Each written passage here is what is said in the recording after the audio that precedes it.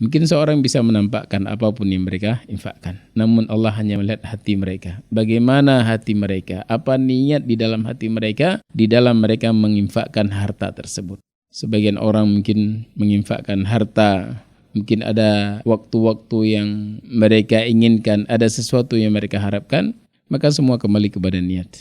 Ya kata Allah, la yanallallaha luhumuha wala dima'uha walakin yanaluhu taqwa minkum.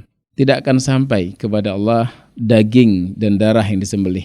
Akan tapi akan sampai kepada Allah adalah takwa di dalam hati kalian. Kepada siapa kita menyembelih, kepada siapa kita menginfakkan hartanya, kalau seandainya untuk Allah, maka itu akan diberikan ganjaran yang sangat besar, walaupun mungkin kecil yang kita sembelih.